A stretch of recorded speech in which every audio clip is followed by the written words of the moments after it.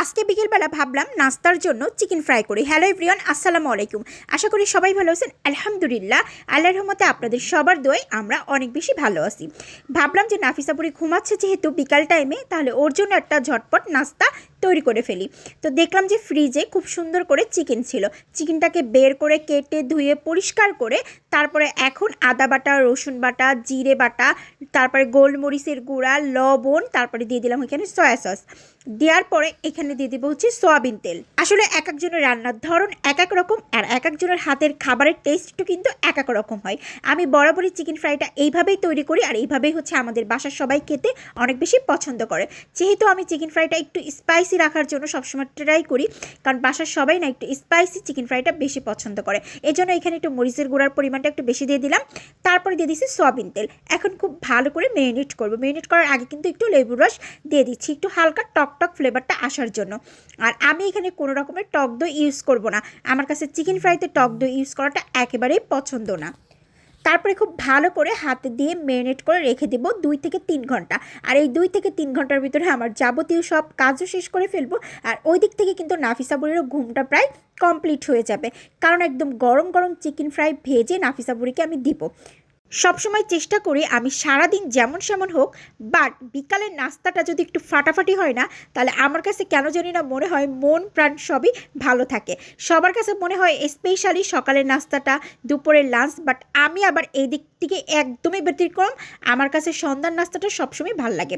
তারপরে আমি খুব সুন্দর করে আটার কর্নফ্লাওয়ার মিক্সড করে নিয়ে ওইখানে আবার একটু ঝালের গুঁড়ো আর একটু লবণ দিয়ে ভালো করে আটার কর্নফ্লাওয়ারটা মিক্সড করে এখন একে একে চিকেনগুলো খুব ভালো করে হচ্ছে এর সাথে কোট করে নিব।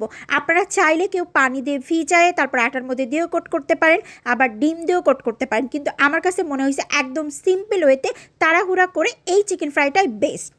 এখানে একবারে তেল বসাই দিলাম, তেলটা গরম হয়ে গেছে, একদম গরম তেলের ভিতরে ভালো করে ফ্রাই করে নিব। ওইদিকে আবার নাফিসা বুড়িকে ডেকে আসছি। নাফিসা বুড়িকে বললাম তুমি ঘুম থেকে ওঠে ফ্রেশ হয়ে বসো, আমি তোমার জন্য একটা নাস্তা নিয়ে আসতেছি। নাফিসা বুড়ির বরাবরই চিকেন ফ্রাইটা খুবই পছন্দর, স্পেশালি আমার হাতেরটা। বাইরে আমি যতবারই ওকে চিকেন ফ্রাই খাওয়াই না কেন, বাসায় এসে একটা কথাই বলবে যে তোমার হাতের চিকেন ফ্রাই আমার কাছে সবসময় বেস্ট হয়।